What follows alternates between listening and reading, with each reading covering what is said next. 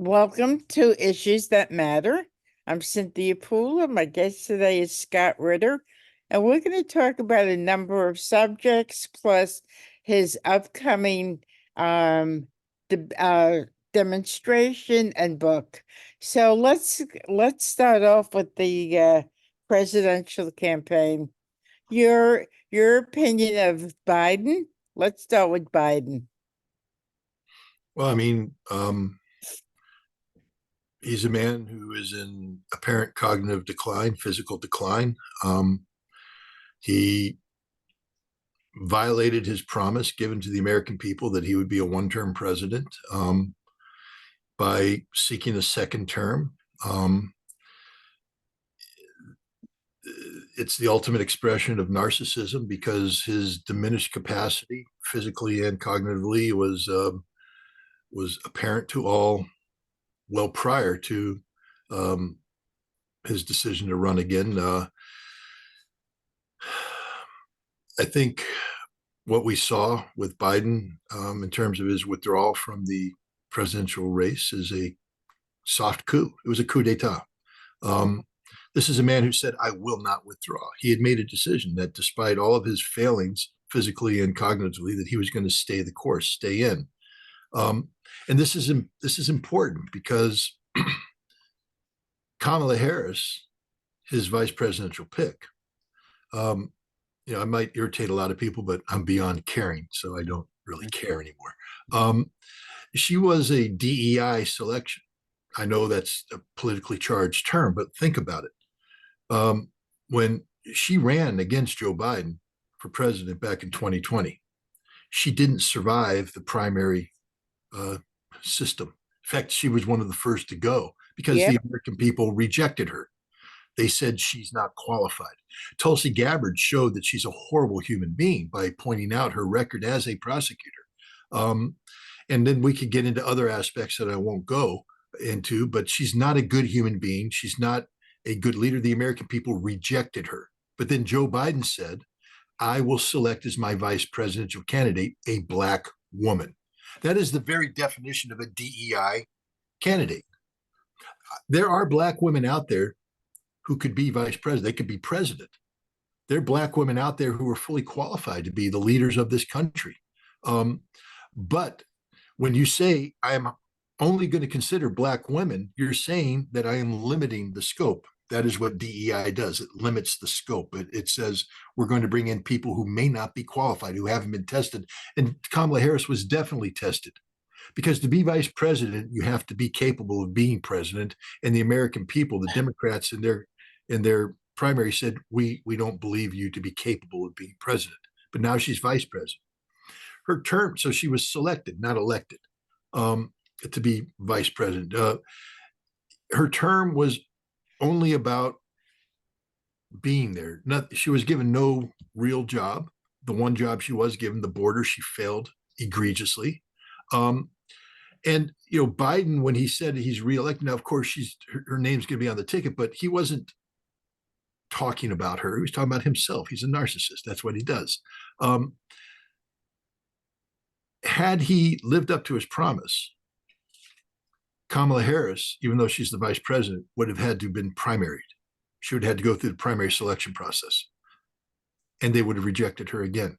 Everybody knows that. She's one of the most hated, despised politicians in America today, maybe second only to Donald Trump. But she's not a very popular person. Biden, by staying in and by Biden being primaried, the people voted for Biden. 15 million said we want him to be the candidate. And now he's not. That decision wasn't made by the people. That decision wasn't made democratically. That decision was made behind the scenes by a political elite that are not accountable to the American people. This was a coup, a soft coup. There was no military force used that I'm aware of, but a coup nonetheless. And now Kamala Harris is the candidate, and the will of the people is not being represented. The people didn't get a vote. They didn't get a choice. It's dictated. So what do I think about Joe Biden? I think he's been proven to be one of the greatest threats to American democracy in modern history by his actions and the consequences of his actions. Well, when people say that if Donald Trump is reelected, that democracy will end in America. And I don't think that democracy was served very well by Biden and Harris. Well, let's just think of the absurdity of that statement. If Donald Trump, now here's the important part, wins the election, Right. American democracy will be destroyed. I thought American democracy was about an election. How can American democracy be destroyed if Donald Trump wins an election? Now we take a look at what Joe Biden has done. There is no election. He has appointed someone, or the powers that be have appointed someone who has been deliberately not allowed to participate in the democratic process, failed in one primary, selected, avoided the other one, selected. Who's the greater threat to American democracy? Is it American democracy about an empowered elite selecting people independent of the will of the people that's manifested in an election? Or is it manifested by the majority of Americans through the electoral college process saying, that's the guy we want, we vote for him? The fact that the Democrats don't like the outcome doesn't mean that American democracy wasn't served. It means the Democrats don't have better ideas, that the Democrats can't put up a better candidate. But saying that the election of Donald Trump is the end of American democracy is a self-canceling argument, because he would be elected by the people through the processes of American democracy. Right. Never before in my lifetime, and I've been interested in politics ever since I was fairly young. I've never seen anything quite like the election of this year, the process of this year. I think it's terrible. I haven't been around as long as you, Cynthia, and That's true. I haven't been politically involved like you have. Right. So I, because when people start talking about, an existential threat to American democracy posed by either Donald Trump, or Republicans are making the same argument about Kamala Harris. I am a historian. I can go back to the election of 1800. Neither one of us were there back then, Right. although you were closer to it than me. But Right. but the contest between, I believe it was Thomas Jefferson and John Adams, Mhm. was about the redefinition of what America would be. Would it continue along the Federalist lines, or would it go into this new Democratic Republican notion that many Federalists viewed as a threat to American democracy? So it was an election early on where the concept of the existential nature of America was on the ballot. We survived that. I think 1828, 1826, maybe 26. Andrew Jackson versus John Quincy Adams. Okay. Another one of these existential questions, the direction America is going to take. We had that election. We survived that. Go back and read the press at that time. Far more inflammatory than it is today. Far more inflammatory. Oh man, it was bad. 1860. But Scott, maybe the press was more inflammatory at that time, but we have the cable networks now that people on the left watch one station, the people on the right watch another station, and the hatred festers like no other time, I believe. No, you're right, but also understand back then, we didn't we still had different ways of electing presidents. I still think back then, the decisions were being made not so much by popular vote, but by by senatorial, by the involvement of legislative bodies, et cetera. You didn't need to impact as many people back then. But I take what you're saying.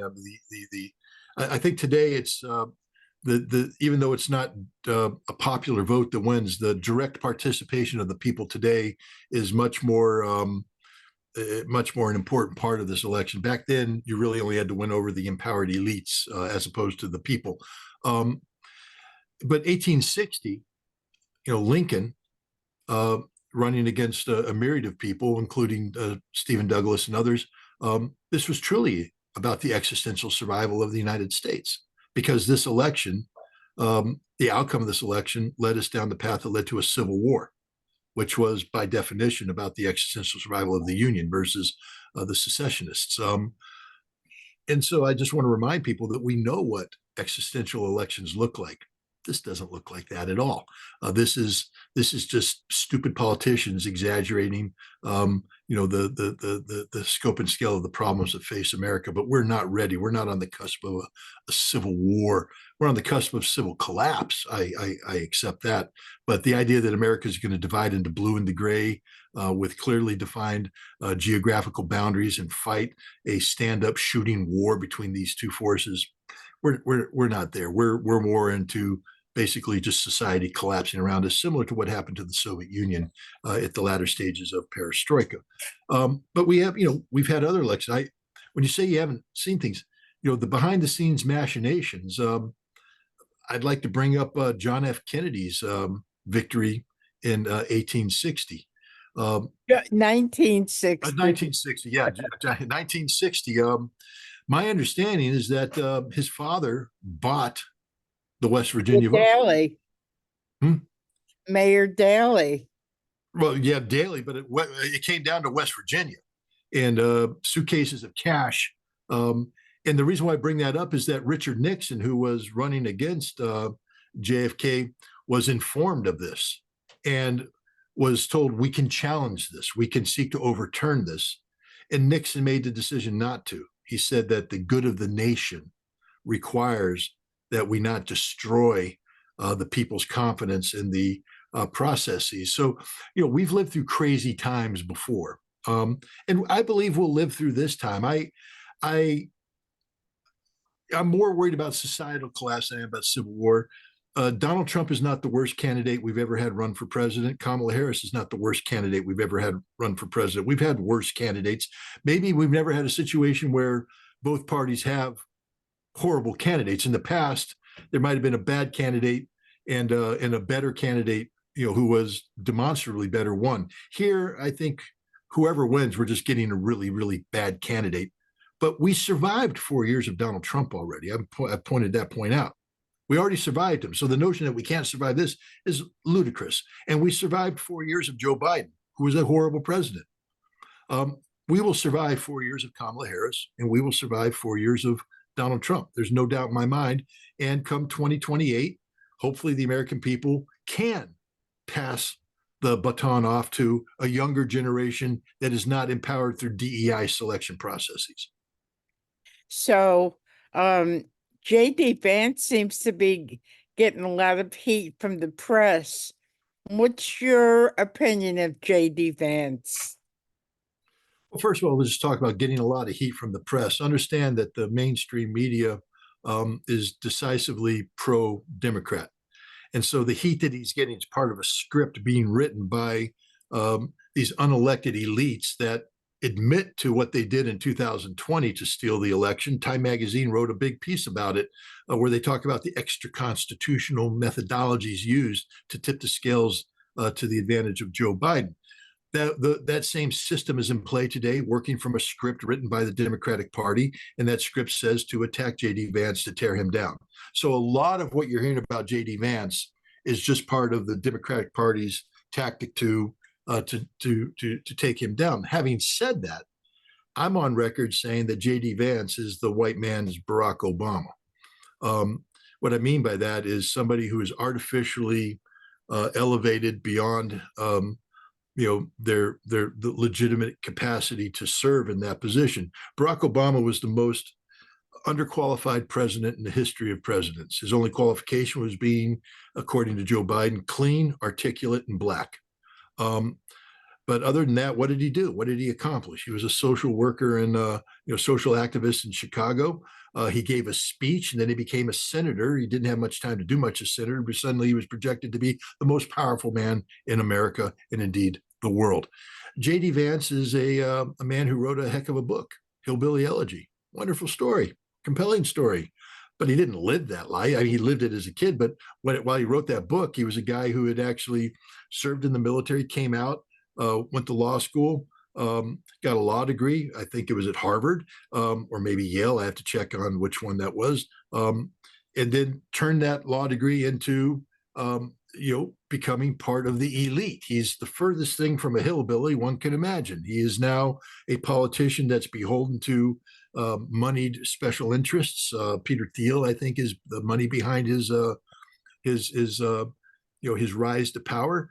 And he's come out of nowhere. He was just elected to be a senator in Ohio. He's accomplished nothing, and suddenly he's the vice presidential candidate. He's the white man's Barack Obama, which means he's not qualified to hold the job that people are asking him to hold.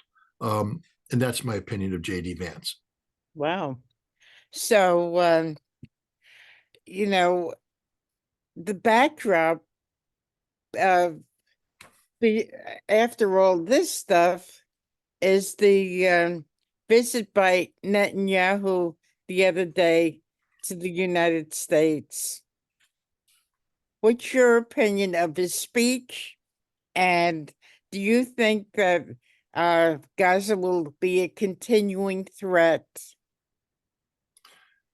Well, I'm going to answer this question in three parts. First of all, just to point out that we shouldn't refer to the criminal that appeared in the United States by his name. He is a warmonger. He is a genocidal maniac, and he is wanted on charges of genocide by the International Criminal Court. He leads a nation that has been defined by the International Court of Justice as an apartheid nation lacking in legitimacy. And so that's who this individual is. I'm not going to use his name because he doesn't deserve to be called by anything other than genocidal maniac, a war criminal. Now, we invited this maniac into the people's house, which tells you everything you need to know about what's the state of affairs in the people's house. The people's house is, of course, the United States Congress, where our elected representatives meet ostensibly in our name to do things that are supposed to benefit the American people. By allowing this war criminal in, though, I think we have to reflect on the fact that this war criminal, this genocidal maniac, has bragged in the past about buying the United States Congress, using a pro-Israeli lobby to fund, various candidates for office.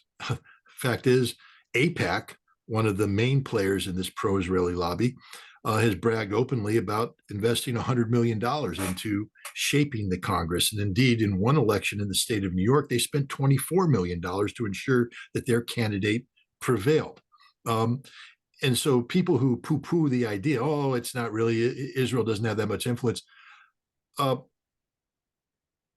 United States Congress just invited an Israeli war criminal, a genocidal maniac, to speak in the people's house. They did so because Israel owns them.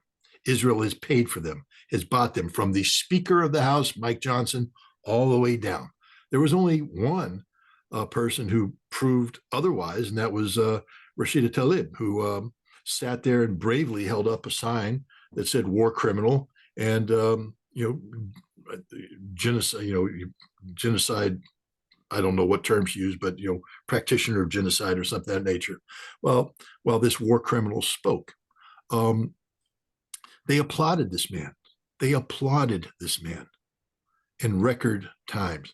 We applauded, therefore, the commissioning of crimes, the practitioner of genocide.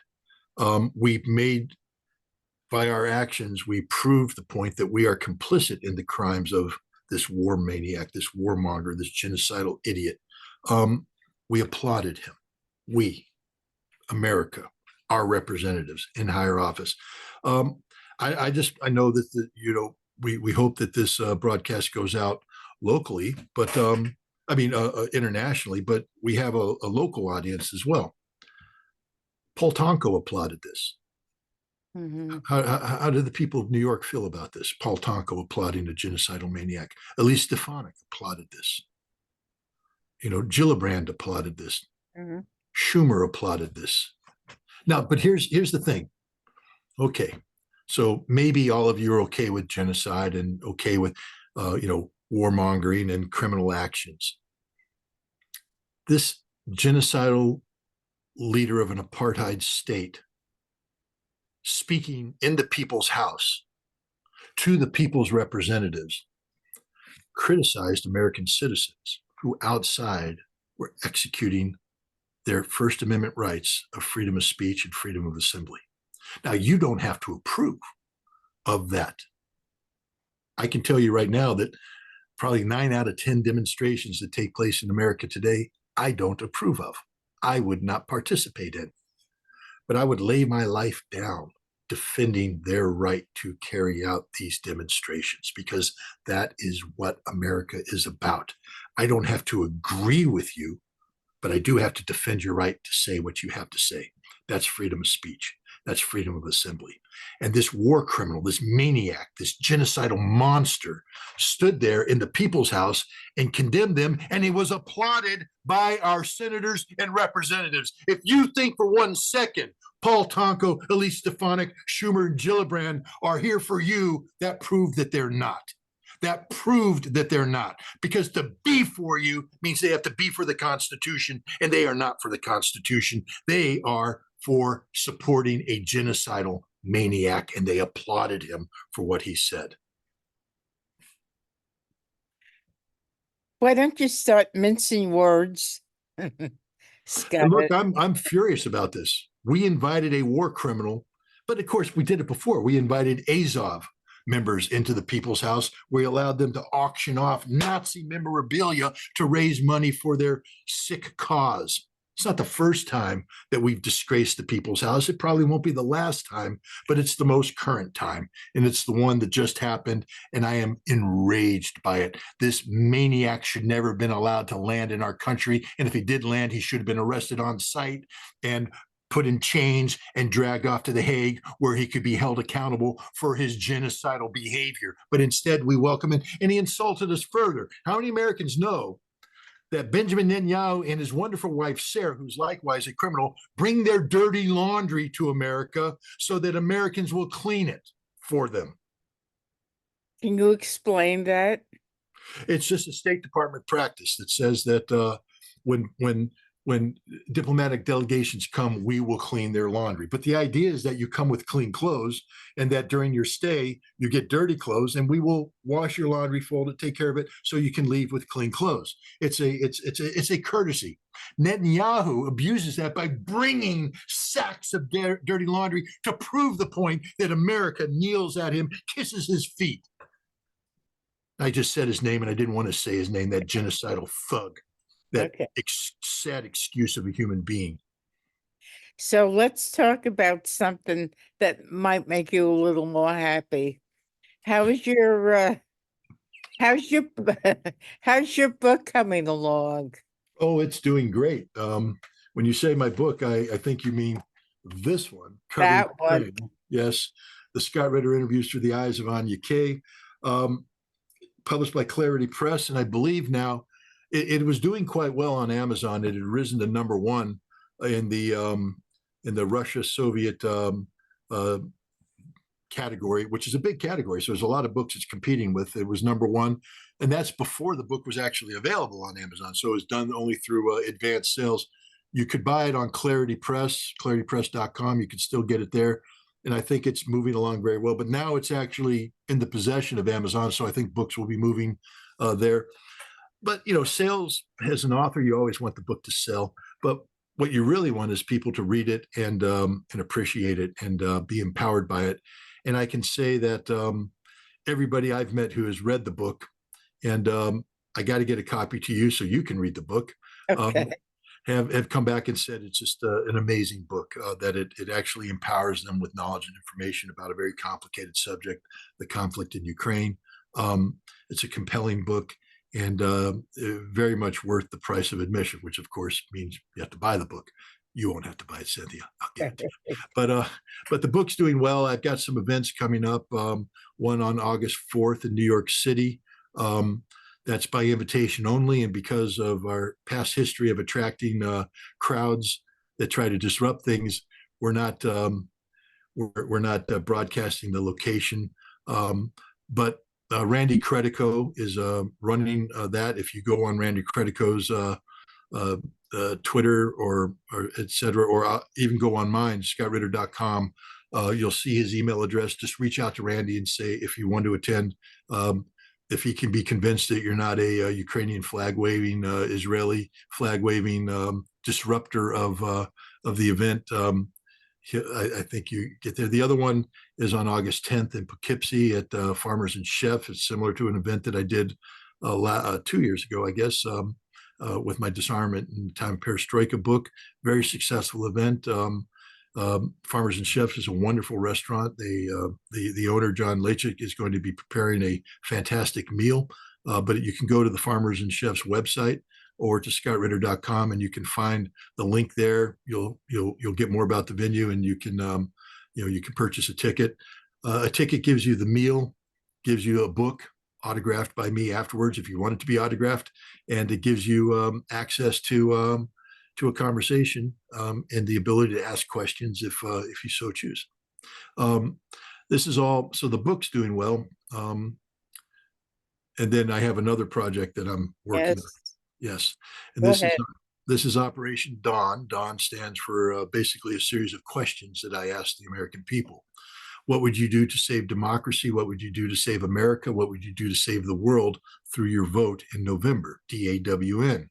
And it's a fair question. What would you do? And I'd like to ask your audience here. I know they can't answer, but reflect on your answer honestly. When it comes to the upcoming election in November, have you already decided who you're going to vote for?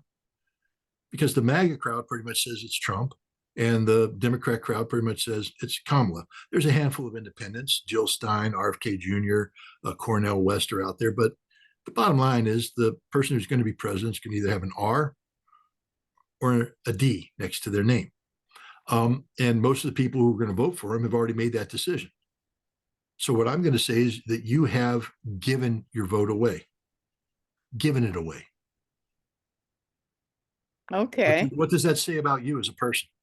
That in July, with several months left in the electoral process, the lead up to the election, you've given your vote away. It means you're useless.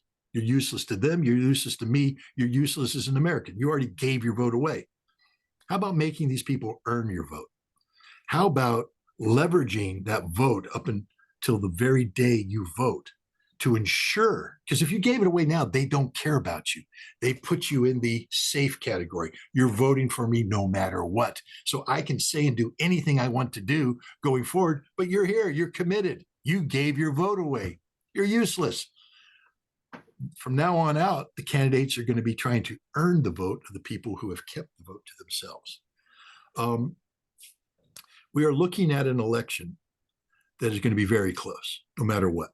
It's going to be a close election. You look at the polls within the margin of error, 48, 46, either way. Which means just like in 2016 and 2020, it's going to come down to states where the margin of victory, deciding whether or not those electoral votes go to D or R, is going to be measured in tens of thousands. This is an opportunity. This is why I tell people, don't give your vote away, make them earn it. Imagine if you could convert the issue you care about into something that could determine which way a state goes. Imagine if on election day, neither candidate knew how a state was going to go because it was so close. And then you gave them an option prior to that to say, I've got, if the margin of error of vote is going to be, say, 20,000 votes in the state of Michigan, but you could say, I've got 80,000 locked up with one issue. And the candidate that best articulates a policy that deals with this issue wins these 80,000 votes. They're committed to that. You suddenly made that issue relevant, especially if they want to win that state. And that's what Operation Dawn's about. Now, let me set up the premise of Operation Dawn. In 2026, the summer of 2026, I believe that there's a very good chance we will have a general nuclear war between Russia and the United States. Those people say, Scott, how did you reach that conclusion? Well, it's sort of not that hard to reach. You see, right now, as we speak, there's no candidate that's articulating a vision of reducing the threat of nuclear war, of promoting disarmament, or improving relations with Russia. Indeed, what we're doing instead is the exact opposite. We're lowering the threshold for the use of nuclear war. The United States is proposing that we operationalize 24 of the 100 B-61 bombs that are currently deployed in Europe. Operationalize means take them out of the nuclear bunkers, put them on strip alert so that at a moment's notice they can be loaded on a NATO nuclear capable aircraft and deployed. 24. That means that every time an F-35A or an F-16 takes off from a NATO airfield, Russia has to assume there's a nuclear weapon on board because they're not sitting in their bunker, they're operationalized. So there's that. So Russia now has to respond. Hair trigger has to say, we got to monitor aircraft. And if they come this way, we have to be ready to launch and return. So Russia has exercised its own tactical nuclear forces. It's deployed nuclear capable missiles and bombs into Belarus. And they have exercised these. These are on hair trigger alert so that if NATO responds, they can preempt through their actions. That's what exists today. That's pretty scary in and of itself. But now we roll in some differences. The United States has a policy, and Europe has backed it, of seeking the strategic defeat of Russia. And we seek to do this through the vehicle of the Ukraine conflict. So when all these Americans applaud madly at Trump or Kamala Harris saying, we will hold Russia accountable, we will seek a Ukrainian victory, understand a Ukrainian victory is predicated on the ability to push Russia out of Crimea, out of Kherson, Zaporizhia, Donetsk, and Lugansk, the territories that used to be part of Ukraine after 1991. But in 2014, Russia took Crimea. In 2022, they took these 4 other territories. They are now part of the Russian Federation. We're predicating the defeat of Russia on Ukraine being able to physically recover these territories with the assistance of NATO. People say, well, Scott, that's not a bad thing, is it? It is if Russia has a nuclear doctrine that says it will use its nuclear weapons if either attacked by nuclear weapons or an adversary through the use of conventional forces has an outcome that threatens the existential survival of Russia. You do know that losing Crimea is an existential threat to the survival of Russia because Crimea is, in the minds of the Russians, Russia. Losing Kherson, Zaporizhia, Donetsk, or Lugansk, one or all, is likewise losing Russia, which it's an existential threat, just like losing Texas would be an existential threat to America, losing Florida, losing California, losing New York. You strip away a state from America, you've threatened its existential survival.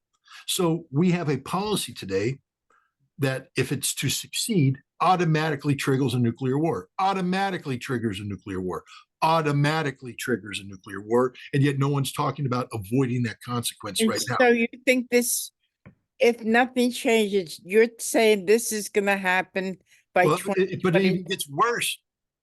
It gets Okay. worse. Okay. In 2026, February, the New START treaty expires.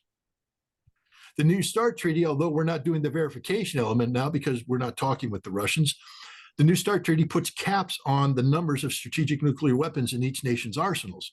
Once it expires, the United States has said, we will increase our nuclear weapons without any limitations, which means we're going to be involved in a nuclear arms race with Russia, February 2026. But it gets even better than that, Cynthia, because we're going to compound stupidity with stupidity. We just agreed with the Germans to redeploy intermediate range missiles back into Germany in what year? 2026. Bing, ring a bell. That's the year that the world's going to end. We're redeploying back into Europe the weapons that almost destroyed us all in the 1980s. Again, you and I were around. You remember the anti-nuclear demonstrations. I've talked to an American audience about the demonstration that took place in Central Park in June of 1982. At the same time that demonstration was having, millions of Europeans were out in the streets protesting what? The deployment of intermediate range nuclear forces into Europe by the United States, protesting against the deployment of Pershing II missiles and ground-launched cruise missiles.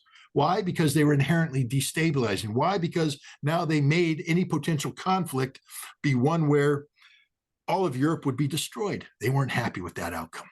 So they protested against this. And this led to the signing of the Intermediate Nuclear Forces Treaty in December of 1987, which led to the disarmament of these weapon systems by people like Me. That's the treaty that I participated in the implementation of. And by removing these weapons from Europe, we raise the threshold of the potential nuclear conflict. First of all, because intermediate nuclear weapons, ranged weapons in Europe, reduce you've heard about the nuclear suitcase, right? You know, the one that is carried around with the president all the time.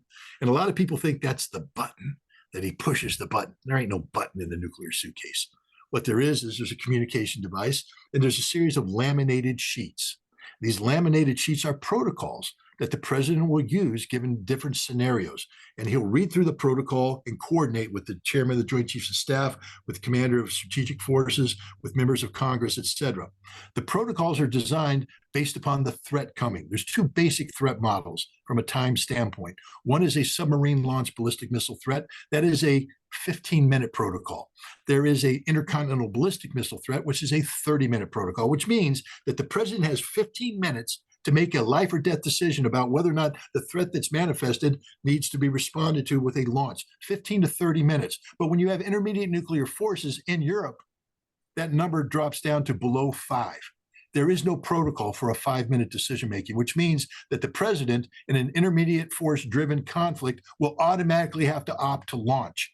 And it's not just the American president, but the Russian president. And people say, well, that just limits the war to Europe. No, when we strike Russia, we, guess what? Trigger the Russian nuclear doctrine, which says one nuclear strike against Russia, Russia launches everything against the United States. We got rid of those weapons in the 1980s because they're inherently destabilizing. In 2026, we're going to redeploy them to Europe, including a new missile called the Dark Eagle. It's a hypersonic missile, which means we don't even get 5 minutes, Cynthia. We get 3 minutes, which means, here's the important part, any hiccup, any accident, any deployment that's misunderstood. People say, well, how could it be misunderstood? History, that's the beauty of history. Able Archer 83 was a NATO command post exercise carried out in the autumn of 83, testing our nuclear launch release authorities. The Russians thought that it was cover for a preemptive nuclear strike. Russia put its nuclear forces on alert. Those SS-20 missiles that I helped get rid of were put on alert. Bombs were taken out of storage, put underneath aircraft, parked on airfields, ready to launch. One mistake, one misjudgment, they would have launched, and it's all over, Cynthia, at that point in time. It's a general nuclear war. If we have a hiccup with the Dark Eagle, if the Russians say, oh God, maybe they launched, they have to assume. If we launch 3 aircraft scrambling to the border that are F-35As, Russia says maybe there's nuclear weapons on board. Now Dark Eagle has a hiccup, Russia has to launch. And when they launch, it's not going to be limited nuclear war. It's going to be everything. This is 2026, Cynthia, 2 years from now. This is the situation we will face. We are all going to die. We are sleepwalking in that direction. So now the question I have for your audience is, what would you do to stop that? What are you willing to do to stop that? Because I can tell you right now that while abortion is a very important issue, it's not going to lead to the destruction of the United States and the end of the world. I can tell you right now, any one of the issues that the candidates are talking about right now, taxation, this, and America will survive that. Whichever way it goes, the world will survive that. We won't survive a nuclear war. Nobody's talking about a nuclear war. That's the direction we're going with a nuclear war. So what are you willing to do to prevent that? And on September 28th, I'm giving you an opportunity to commit your vote to say, this is the only issue that matters to me in this election. That I'm not giving my vote away. You have to earn my vote. And if you don't earn my vote, then you don't get my vote. Okay, my question to you is, you're going to gather all these people on September 28th. You know, you said that the it'll be focused in Kingston, but then you say that there'll be other demonstrations in other parts of the country. Okay, let's talk about Kingston. So these people are going to come to your rally, and then what? Who'll be speaking? And, you know, you want them to go away with a certain plan of action. How are you going to do that? First of all, it's not a rally. Okay. There will be a rally aspect. We'll be inviting people to come. But this is, see, we're inventing a new paradigm. For people to be interested in what you think, Cynthia, do you have to host a party and invite them in, or can you have a podcast? And the answer is, of course, you can have a podcast. Right. Um, uh, and so we know that, in the past, for instance, we have models. What was Farm Aid about? Helping farmers. How did they Right. help farmers? They held a concert. What was Live Aid about? It was a concert. People tuned in, but you had mainstream media attached to that. So you could sit at home, watch the concert, and phone in your support, phone in your money. It was all about the money. Um, but you didn't have to be there. There were a lot of people there, but you attended remotely on TV while watching. This event is going to be built around a podcast that will be hosted in Kingston on that day, broadcast live. Um, the podcast will be broadcast within a facility owned by Gerald Salante.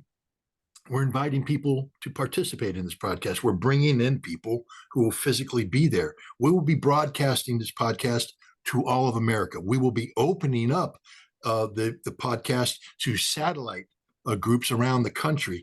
For instance, we may at one point in time kick off to North Carolina, which is a swing state, by the way, and we may bring in a panel that includes Matthew Ho, Ray McGovern, Larry Wilkerson, if they commit. So for 30 minutes to an hour, they will be talking about the dangers of nuclear warfare. This will be a day of podcasts backed up by entertainment. We will have people hopefully entertaining. We're inviting musicians to submit a song on video that we will be broadcasting intermittently to entertain people. Later, we'll be using this music as a vehicle to raise money, because Operation Dawn doesn't end on September 28th. It begins on September 28th, because once we gather the votes together, the commitments, you say, what are they committing to? Trust me, we'll be publishing the statement that they'll be committing to well in advance. We'll be broadcasting this out. People will know. But on September 28th, we'll be collecting these commitments. The panel above us isn't about money being raised. You remember the Jerry Lewis telethon? Yep. I loved the Jerry Lewis telethon. As a kid, I used to sit around the table with popcorn and TV dinners and watch Jerry Lewis entertain us for the purpose of raising money for muscular dystrophy. And at the end, Right. they had the big board. Did they meet their thing? Did Jerry Lewis sang his song, You'll Never Walk Alone? And it was Right. over. One day, well, actually, the 24 hours, he went a lot longer. But that's what we're doing. We're doing an equivalent of the Jerry Lewis telethon, but it's going to be a podcast to inform people about the dangers of nuclear war, to have a conversation about this, to have panels that will put that out there. We'll entertain people. We'll put music out there. We're going to get, hopefully musicians to participate in this. We get the commitments, and the commitments will be categorized by state. And what I can do now with that, if I can, let's say I can get 80,000 commitments in the state of Michigan. I can now run targeted ads in Michigan that said, Donald Trump, Kamala Harris, you want to win Michigan? You want to win it? Last time, it was 5,000 vote differential, 20,000 vote differential. I got 80,000 votes. You want to win Michigan? You got to go through me, which means you got to talk about nuclear war. You got to say how you're going to prevent nuclear war, how you're going to pursue peace, how you're going to pursue arms control. And if I can do that in a number of states, they can't ignore it, Cynthia. I just made them earn the votes. But you're going to be up against, it's going to be Scott Ritter versus the military industrial complex. That's a lot to carry on your shoulders. Is it really? Aren't I up against it now? And it won't be just Scott Ritter. It'll be everybody who comes on this thing. I'm just one. We are lining people up. Andrew Napolitano has a podcast that has over 400,000 subscribers, kind of up to 500,000. I'll be bringing on other people that have millions of followers. By the time I line up this, the commitment to this, we're going to have a podcast that's going to reach 5, 10, 15 million people just through the subscribers. If we get more people, we get 30 million people to view. And of that 30 million, I get 100,000 commitments in the right states. I just crushed the military industrial complex, Cynthia. I just crushed them. So you know what? Bring it on. I don't care. This is too important. This is literally life and death. Literally life and death. There's no other issue more important than this issue right now. So yeah, it's a lot to put on the shoulders. But if I don't, then what? Then we just sit back and watch for the big barbecue in July of 2026. Because I'll host a 4th of July party. I'll say, hey, bring it on, guys. Just keep looking up in the sky. Let me know when to flip your burger. Oh, flash, too late. We're all dead. I'm not willing to do that, Cynthia. I'm not willing to wait and pray that somebody does the right thing. I'm an American who believes in the power of the vote, who believes in the processes of election, and I'm going to empower my vote, and I'm going to ask other Americans to empower their vote so that we can literally avoid dying in a nuclear holocaust in 2026. So, Scott, as your project evolves, I'd like to have you back on to talk about, how it's going for you. So, you've been listening to Scott Ritter. I'm Cynthia Pooler. Can I just Th- ask, can I inject Yes, one thing? of course.